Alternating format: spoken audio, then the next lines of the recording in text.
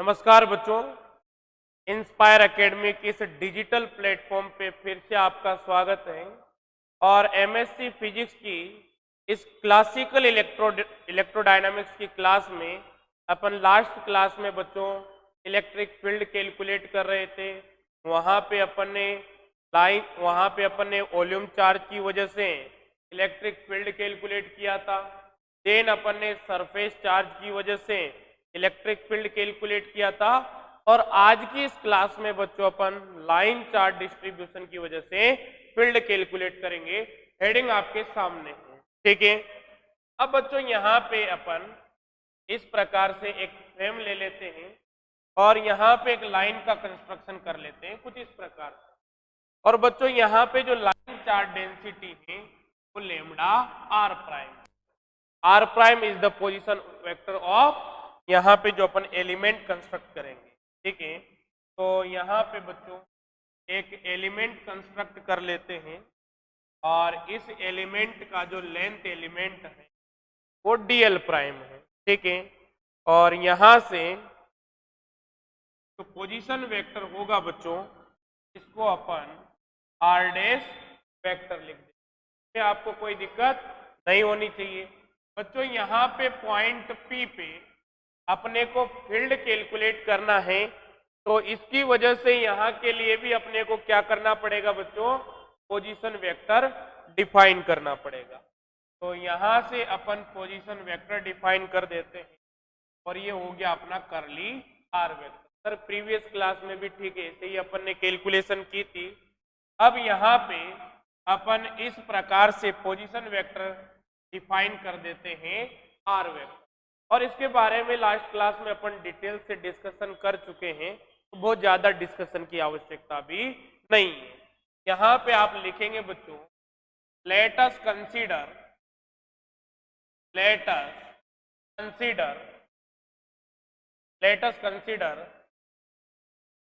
the charge is distributed, that the charge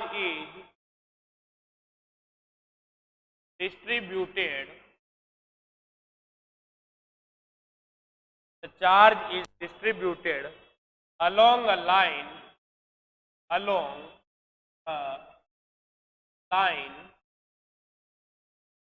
with charge density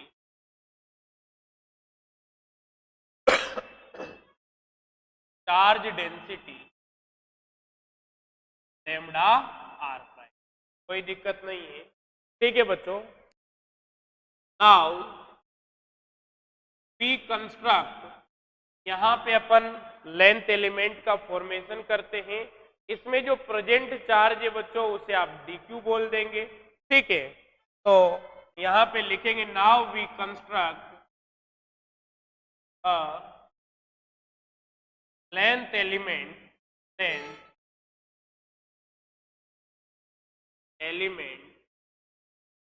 dl prime and there is charge is, यहाँ पे जो charge होगा उसको आप dq प्राइम बोलते हैं तो इसको भी dq, and there charge is dq prime. That mean यहाँ पे लिख देंगे बच्चों आप dq प्राइम बराबर लेमडा आर प्राइम और यहाँ पे लिख दिया जाएगा dl प्राइम, ठीक है बच्चों। में आपको कोई दिक्कत नहीं होनी चाहिए। और यहाँ पे एक लेंथ एलिमेंट dl प्राइम जहाँ पे लिखा है, अगर आप लिखना चाहें तो 8 पोजीशन r प्राइम में लिख देता हूं। यहाँ पे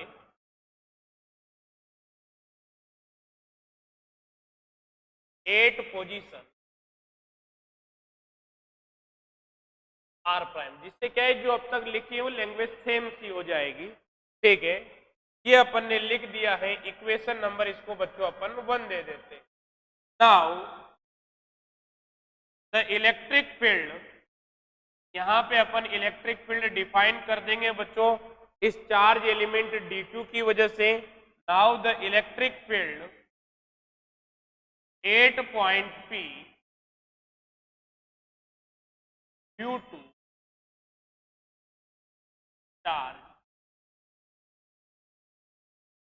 डी क्यू प्राइम। ठीक है बच्चों, तो यहां से अपन लिखेंगे डी वेक्टर बराबर, यहां पे आ जाएगा सर 1/4 पाई एप्सिलॉन नॉट लिखा, और यहां पे अपन लिख देंगे डी क्यू अपॉन करली आर स्क्वायर, और यहां पे आ जाएगा आर के। This is our equation number. कोई दिक्कत नहीं है सर। अब यहां पे क्या करते हैं बच्चों, होल चार्ज डिस्ट्रीब्यूशन के लिए फील्ड का कैलकुलेशन करते हैं। तो the electric field, the electric field, तो the electric field for whole charge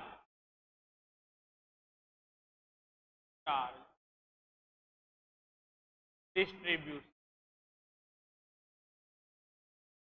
whole charge distribution, तो यहां पे जो इलेक्ट्रिक फील्ड आएगा वो 1/4 पाई एप्सिलॉन नॉट हुआ। ठीक है बच्चों, और यहां पे अपन इंटीग्रेट कर देंगे D Q upon R square, और यहां पे क्या लिख दिया आपने, आर कैप लिख दिया, प्राइम लिखना चाहे तो प्राइम लिख दी, और यहां पे लिख देंगे ओवर द लाइन, ओवर। ठीक है बच्चों, इसको अपन इक्वेशन नंबर 3 दे देते। सर कोई दिक्कत वाली बात नहीं है। अब बच्चों यहां पे इक्वेशन अगर आप बात करते हैं बच्चों, यहां पे डी क्यू प्राइम की वैल्यू लिख सकते हैं, उससे पहले अपन आर कैप की वैल्यू लिख देते हैं। From triangle law of addition of addition, triangle law of addition से बात करते हैं बच्चों, तो करली आर वेक्टर बराबर R vector minus R prime vector होता है। इस प्रकार से आप लिखेंगे बच्चों, और यहां से जो आर केप होता है बच्चों, इसकी वैल्यू लिखी जाती है आर वेक्टर अपॉन आर का मैग्नीट्यूड। तो यहां से लिख दिया जाएगा बच्चों R minus R prime vector upon R minus R prime vector का मैग्नीट्यूड।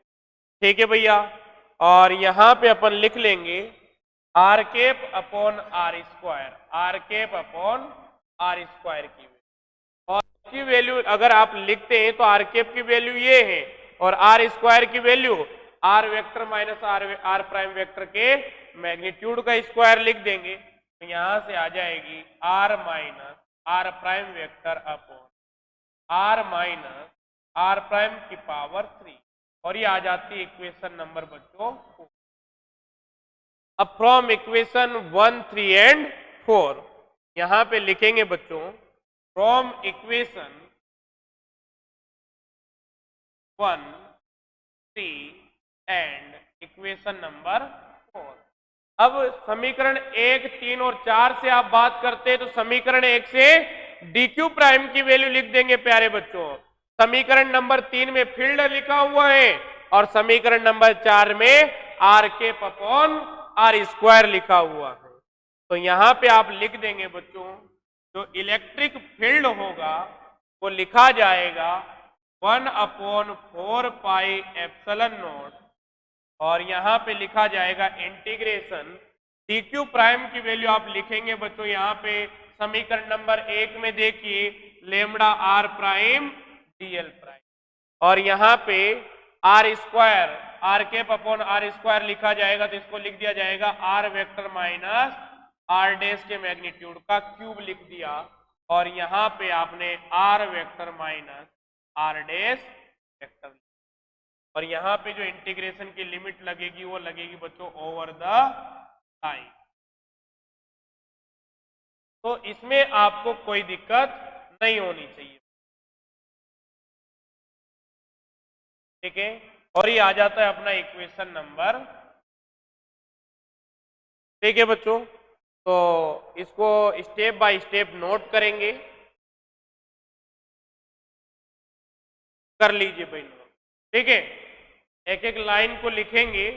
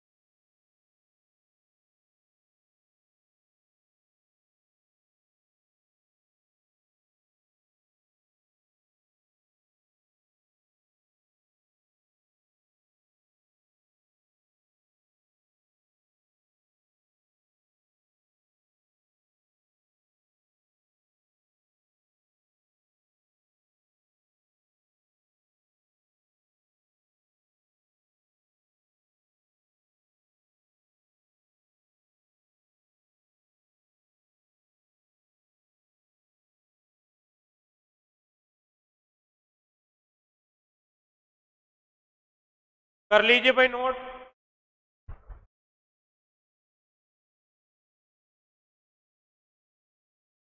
लिखिए भाई।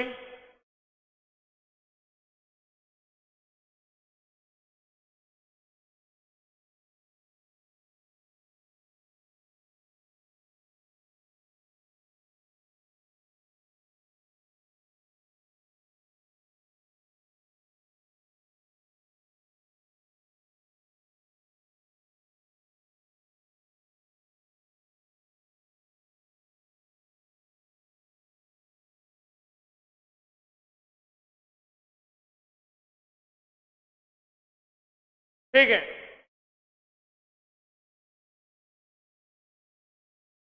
लिखिए।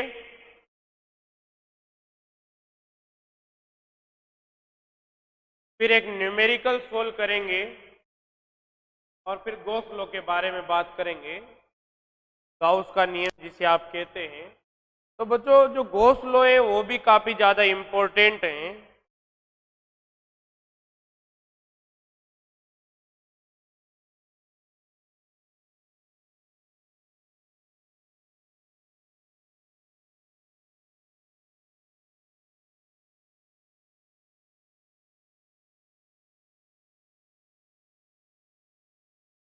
ठीक है, तो यहाँ पे एक न्यूमेरिकल लिखते हैं बच्चों,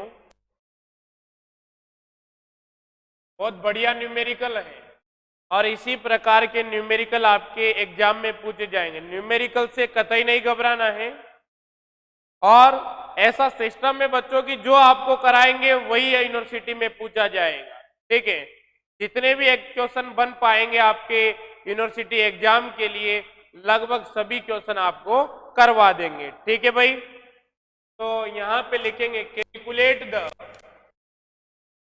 electric field, calculate the electric field 8 point P, 8 point P, calculate the electric field 8 point P at z distance above, z distance above, z distance above from the midpoint, from the midpoint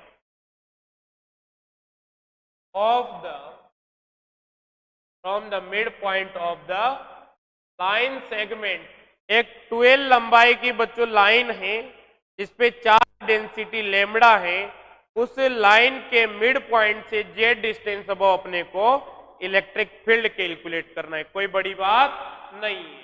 तो लिख लेते हैं language, university में किस तरीके से आपसे प्रश्न पूछा जाएगा। Calculate the electric field at point P at z distance above from the midpoint of line segment of length, of length, of length 2l। ठीक है भैया, that carries, that carries, तो यहां पे रोड है वो यूनिफॉर्म चार्ज डेंसिटी रखती है, क्या रखती है? Uniform charge density, that carries uniform line charge density, line charge density lambda. ठीक है, तो आइए बच्चों सोल्व करते हैं, सभी का ध्यान बोर्ड पे होना चाहिए।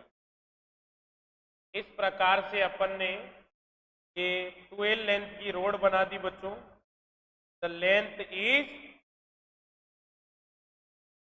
ठीक है, और यहां से किसी पॉइंट पे, ये अपन ने किसी पॉइंट P पे फील्ड कैलकुलेट करना है बच्चों, बहुत आसान है, आप केवल देखते जाइए। अब बच्चों इसको दो तरीके करने की, तो कि सबसे पहले तो आप लेंथ एलिमेंट लीजिए, चलो बताते हैं अभी, पहले आपसे लेंथ एलिमेंट सेलेक्ट करो।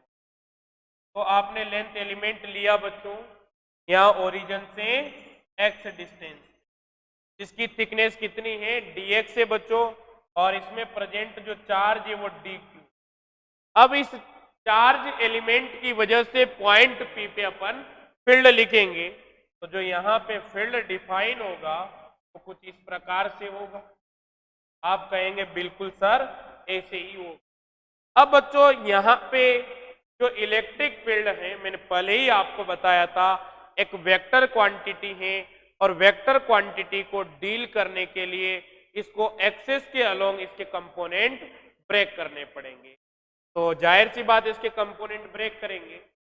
अब बच्चों इसको डायरेक्ट ऐसे भी कर सकते हैं या एक इसको इजी करने का मेथड होता है कि एक लेंथ एलिमेंट इधर भी ले लीजिए।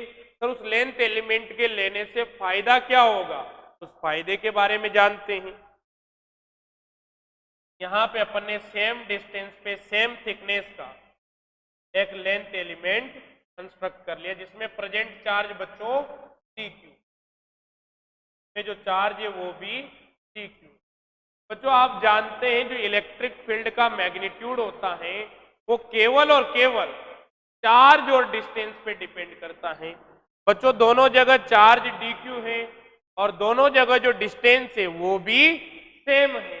तो जाहिर सी बात है जो मैग्नीट्यूड होगा बच्चों वो भी क्या होगा सेम होगा। ये भी डी होगा और ये भी डी होगा। अब यहाँ पे कंपोनेंट्स ब्रेक कर देते हैं।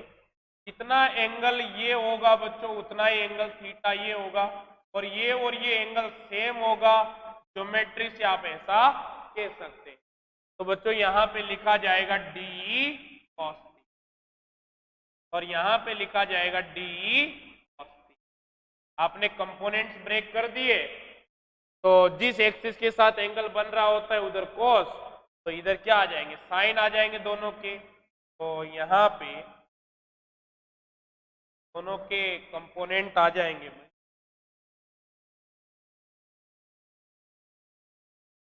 तो यहां पे लिख दिया अपन ने 2d साइन की।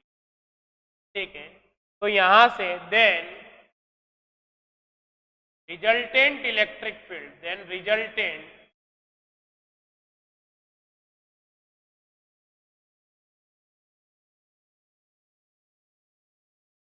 Electric field 8 point. तो यहां पे बच्चों अपन लिखेंगे डी आर बराबर रिजल्टेंट कितना हो जाएगा भाई ये दोनों तो कैंसिल हो जाएंगे। कितना आ जाएगा 2d साइन थीटा।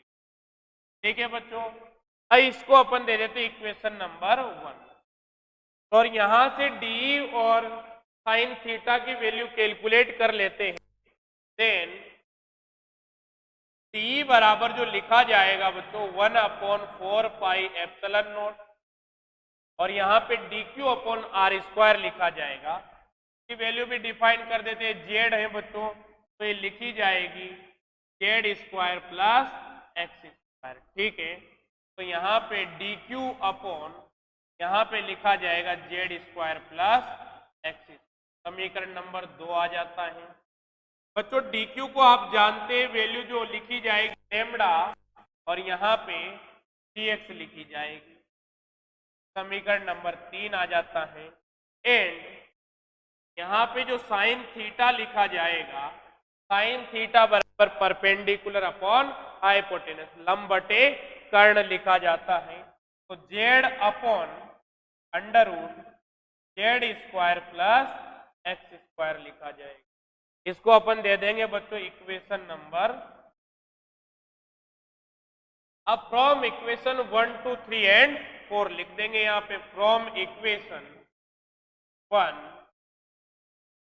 3 एंड 4 समीकरण 1 2 3 व 4 से आप बात करते हैं बच्चों तो यहाँ पे लिख दिया जाएगा डी ई आर वेक्टर बराबर यहाँ पे 2 और बच्चों यहाँ पे डी की वैल्यू रख देते हैं।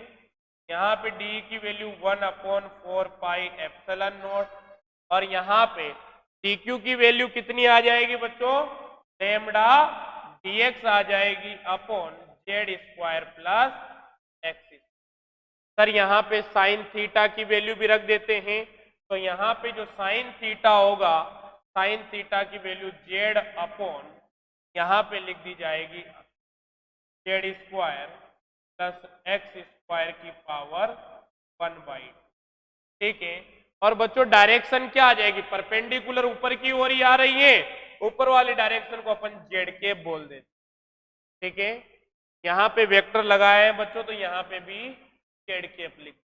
ठीक है भैया, इस प्रकार से आपने इलेक्ट्रिक फील्ड डिफाइन कर दिया। तो एक बार इसको रीअरेंज कर लेते हैं। तो डी ई आर वेक्टर बराबर, अब बच्चों यहां से लेमडा डीएक्स लिख देते हैं।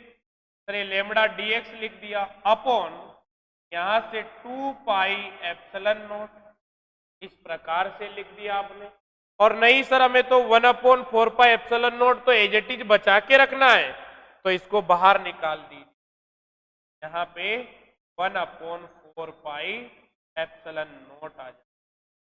ठीक है, और यहाँ पे 2 लेमडा जेड और यहाँ पे dx आ जाता है अपॉन यहाँ पे Z square plus X square की पावर 1 प्लस हाफ कितना आ जाता है 3/2 आ जाता है। यहाँ पे आ जाता है भैया जेड के। क्या इसमें कोई दिक्कत है क्या? मुझे नहीं लगता इसमें आपको दिक्कत होनी चाहिए। ठीक है, डी आर बराबर ऐसा आपने लिख दिया। ठीक है, अब बच्चों यहाँ इसको इंटीग्रेट कर देते हैं। तो for whole charge distribution, whole charge distribution की बात करेंगे बच्चों, तो यहाँ पे ई आर वेक्टर आप लिख देंगे और यहाँ से 1 ये 2 लेमडा जेड तो बाहर आ जाएगा, तो 2 लेमडा जेड लिखा आपने अपॉन यहाँ पे 4 पाई एप्सिलॉन नॉट लिखा। ठीक है, और बड़े ब्रैकेट में बंद कर। ठीक है, अब बचा क्या बच्चों, यहाँ पे dx बच जाता है, तो इंटीग्रेशन में लिखेंगे dx अपॉन यहाँ पे आता है Z square plus X square की पावर 3/2, और लिमिट कितना लग जाएगा बच्चों यहाँ पे 0 टू कैपिटल एल, क्योंकि आपने 2 लेंथ एलिमेंट मान रखे हैं, तो 0 से एल लेंथ एलिमेंट की लिमिट लगाएंगे तो स्वतः ही आपकी -L से 0 लग जाएगी। ठीक है भाई, ये ओरिजिन है तो ये यहाँ पे +L होगा और इसका जो कोऑर्डिनेट होगा वो -L होगा। एक सेकेंड बच्चों,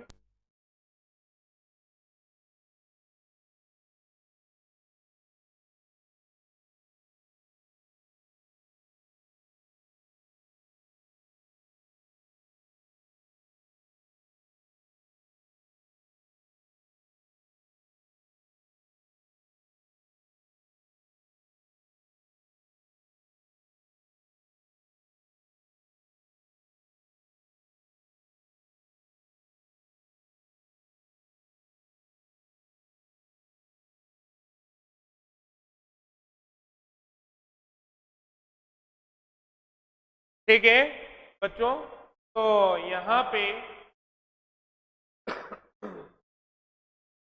तो यहाँ पे अपन 0 टू L इंटीग्रेट करेंगे तो स्वतः ही ये वाला पार्ट अपना कवर हो जाए, क्योंकि 2 एलिमेंट आपने सेलेक्ट किए हुए।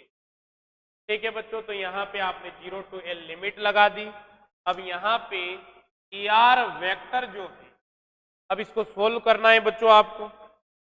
एक सेकेंड, पहले इसको सोल्व करते। तो यहाँ पे बच्चों इसको सोल्व करने के लिए आपको कुछ मानना पड़ेगा। तो यहाँ पे इस एंगल को अपन अल्फा मान लेते हैं। हालांकि आप लोगों को एक कैलकुलेशन डायरेक्ट आनी चाहिए, फिर भी मैं करवा देता हूँ। तो tan अल्फा बराबर क्या आएगा x अपॉन जेड। भाई tan इसको अल्फा मान लिया, सर आपने कैसे मान लिया, मेरी इच्छा है मैंने इसको अल्फा मान लिया। tan अल्फा बराबर में लिखूंगा x अपॉन जेड। भाई लंब बटे आधार होता है, तो एंगल के सामने लंब हो गया, यहाँ पे लिख देंगे, को दे देंगे अपन इक्वेशन नंबर 5, क्योंकि x बराबर यहाँ पे लिखेंगे अपन tan अल्फा बराबर x अपॉन जेड, तो x बराबर कितना आ जाता है जेड tan अल्फा आ जाता है। तो यहाँ पे dx बराबर जेड और यहाँ से sec square alpha D alpha. ठीक है भैया। और यहाँ पे अपन वैल्यूज पुटअप कर देंगे तो जो रिजल्टेंट इलेक्ट्रिक फील्ड होगा ये 2 lambda Z upon 4 pi epsilon not इस प्रकार से लिखा जाएगा। और यहाँ पे लिमिट को अभी छेड़ नहीं रहे हैं अपन, लिमिट को एज इट इज ही रखते हैं, बाद में बदल देंगे। 0 to L लिखा आपने, dx के स्थान पे लिख दिया Z sec square alpha D alpha upon यहाँ पे Z square plus X square की पावर 3/2 की बात करते हैं। तो यहाँ पे जेड एक्स स्क्वायर की वैल्यू रखते हैं तो जेड स्क्वायर प्लस एक्स की वैल्यू आ जाएगी Z square tan square alpha की पावर 3/2। ठीक है बच्चों, अब इसको सोल्व कर लेते हैं आगे।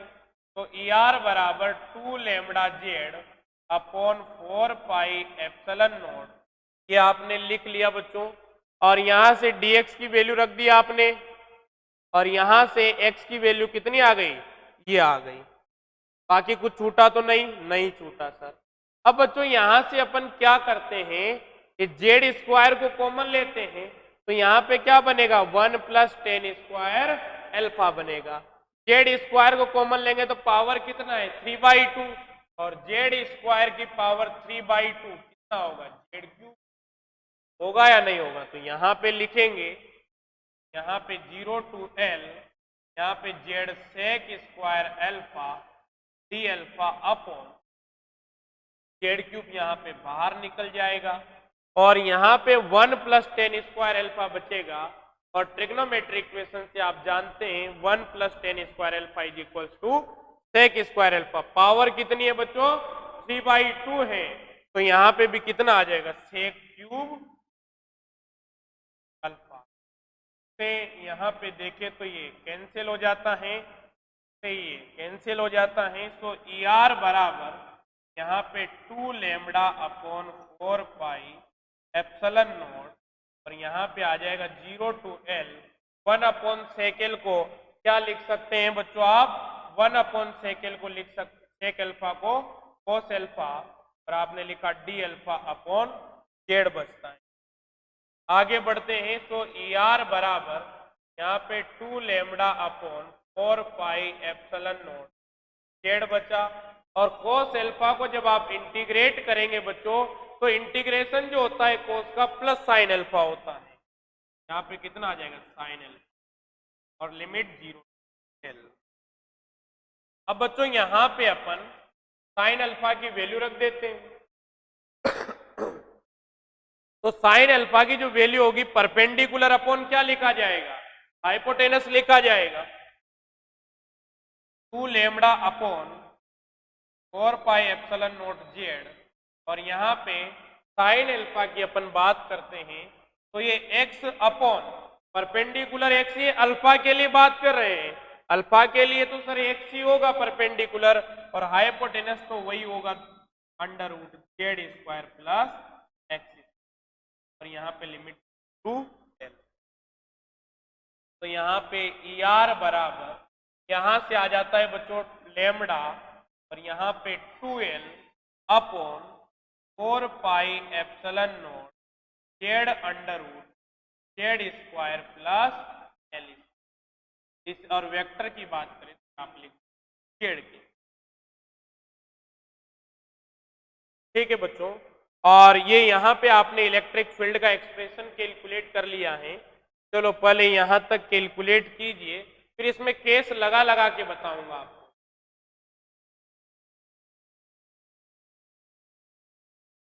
लिख लीजिए भाई, स्टेप बाय स्टेप लिखेंगे आराम से, कोई जल्दबाजी नहीं है। लिख लीजिए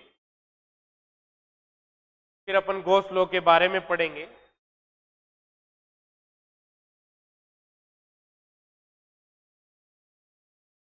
बना लीजिए डायग्राम और अपने दोस्तों को जरूर इन्फॉर्म कर दें, चाहे वो एमएससी आपके आसपास जो यूनिवर्सिटीज़ हैं अपने राजस्थान की किसी भी यूनिवर्सिटी से अगर वो अपनी मास्टर कर रहा है उसे एक बार जरूर बता दें।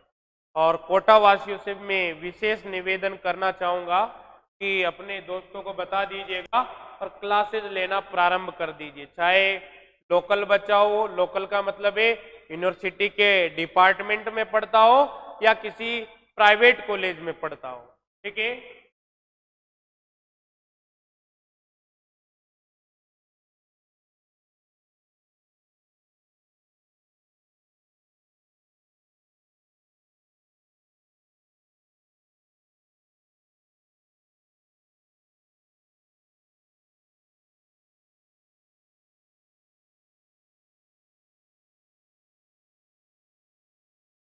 कर लीजिए भैया नोट। तो यहां तक लिख लिया होगा तो अब इसे लिखिए।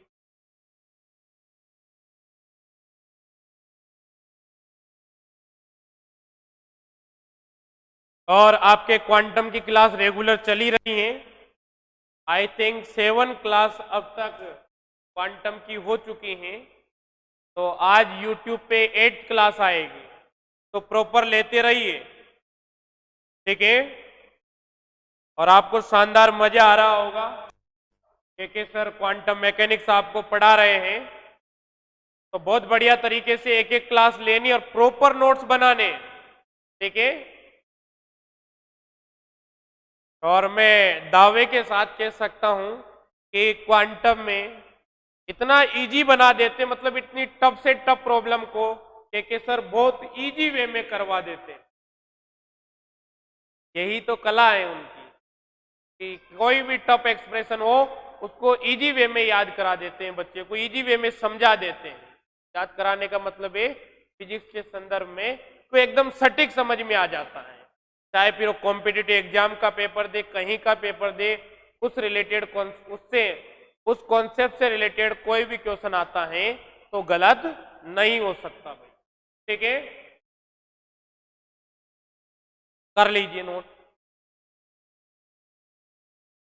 तो इस प्रकार के प्रश्न आते हैं अपने यूनिवर्सिटी एग्जाम में, तो इनको अपने को कवर करना है।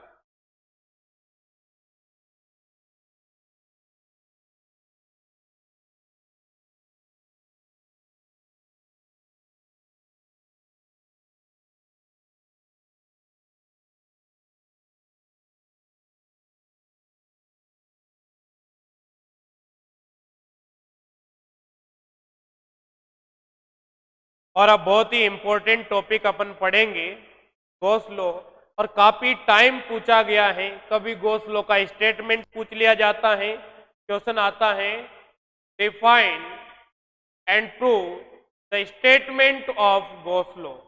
इस प्रकार से प्रश्न पूछ लिया जाता है, तो काफी बार पूछा गया यूनिवर्सिटी में, तो अपने को बहुत अच्छे से पढ़ना है। बहुत सी बार केवल स्टेटमेंट ही लिखवा लिया जाता है गॉस लॉ का, और जाहिर सी बात है इलेक्ट्रोस्टेट में गॉस लॉ का इंपॉर्टेंस बहुत ज्यादा भी है। ठीक है।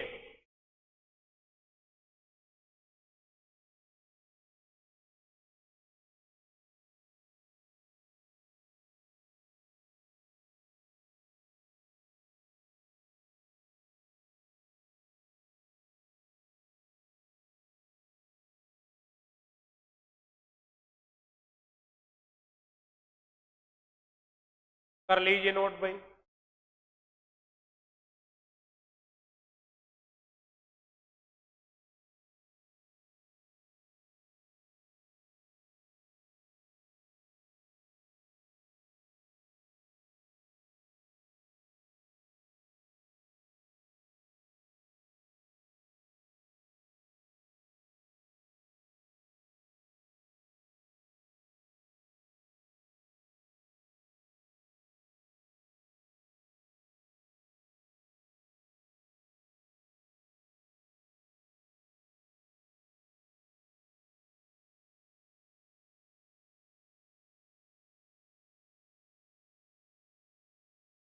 कर लीजिए भैया नोट।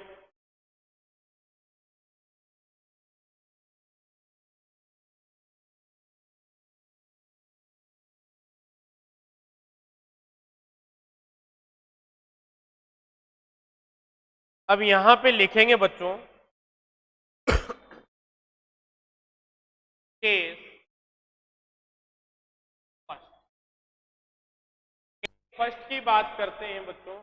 अगर जो जेड की वैल्यू बहुत ज्यादा बड़ी है आपके लाइन सेगमेंट से, तो if Z is very very greater L, तो ऐसा होगा तो जेड स्क्वायर की जो वैल्यू होगी ये बड़ी होगी किससे, एल स्क्वायर से, तो इसको नेग्लेक्ट कर देंगे। So resultant electric field lambda into 2L upon यहाँ पे 4 पाई एप्सिलॉन नॉट लिखेंगे। यहाँ पे जेड पहले से ही है, एल स्क्वायर को नेग्लेक्ट कर देंगे तो जेड स्क्वायर का जो स्क्वायर रूट होता है बच्चों वो जेड ही लिखा जाएगा। यहाँ पे क्या आ जाएगा, जेड स्क्वायर जेड, और आना भी चाहिए बच्चों।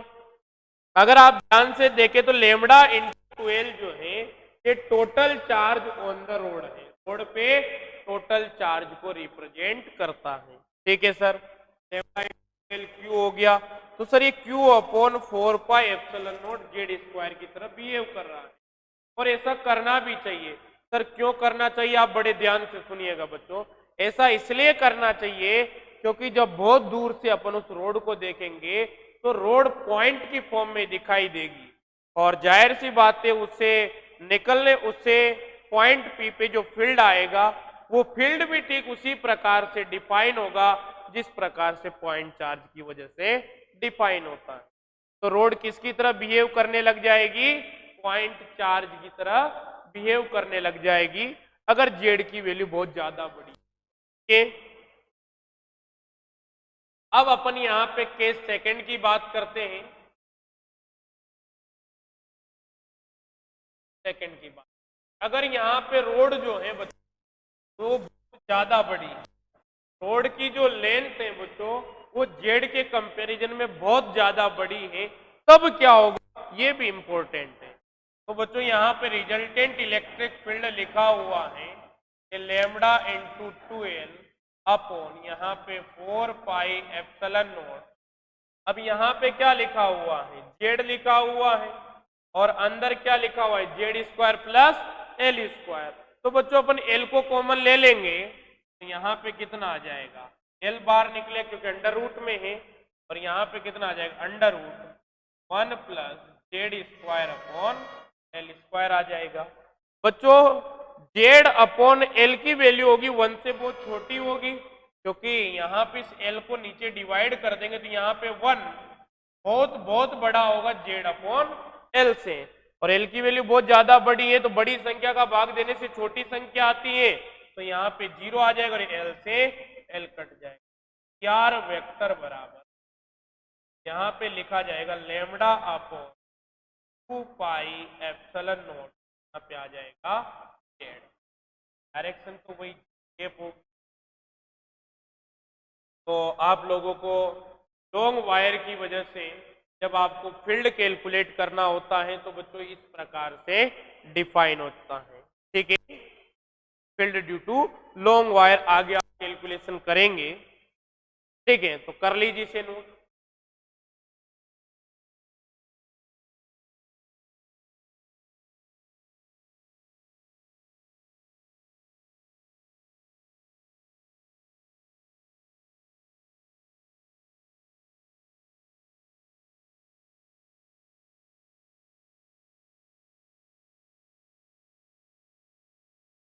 बाकी गोस लॉ के बारे में अपन कल पढ़ेंगे, नया टॉपिक है तो नई क्लास से उसको स्टार्ट करेंगे। ठीक है, राधे राधे।